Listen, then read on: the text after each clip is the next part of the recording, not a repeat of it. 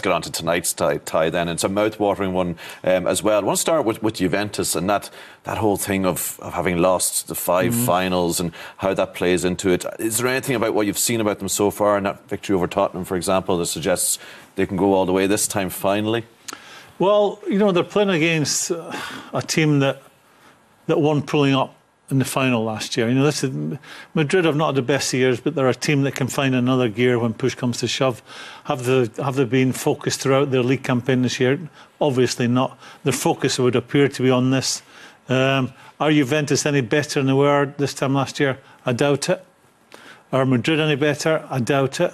But, you know, they've got the wow factor of Ronaldo, and no doubt we'll be talking about the amount of goals he's scored in this competition in the last few years. And he ultimately, you know, it's generally these games are decided by, hey, someone make a mistake or one of the fabulous players doing something very special on the night. And they have someone who's more special than anyone that Juventus have.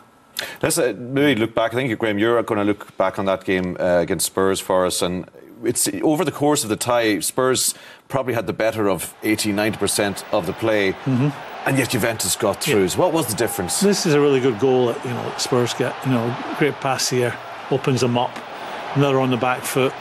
It ends up being a scrappy goal, but who cares?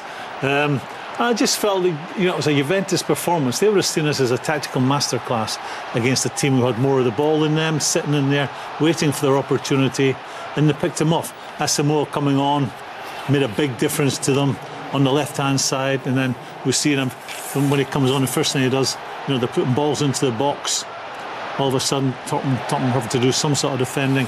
Then a minute later, Lichtsteiner comes on the other side, and then it would appear that the whole system, the way of the thought process changed from being a team that was sitting there on the back foot playing counter-attacking football.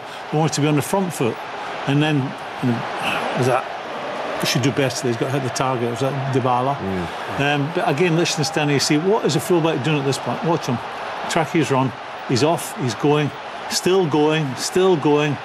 And he plays not a great cross, but one that someone read better than somebody else. And Higuain gets on the end of it. You know, Higuain for me, we spoke about it before off camera. I think that's a really difficult call, whoever made that call when they sold Benzama when he was at Real Madrid instead of him. I think he's a top-class performer. That highlights. Look at him here. Look at this ball here. You know, I think Higuain is top class. Now, as I said, that must have been a difficult one for them at Real Madrid when they decided to sell him.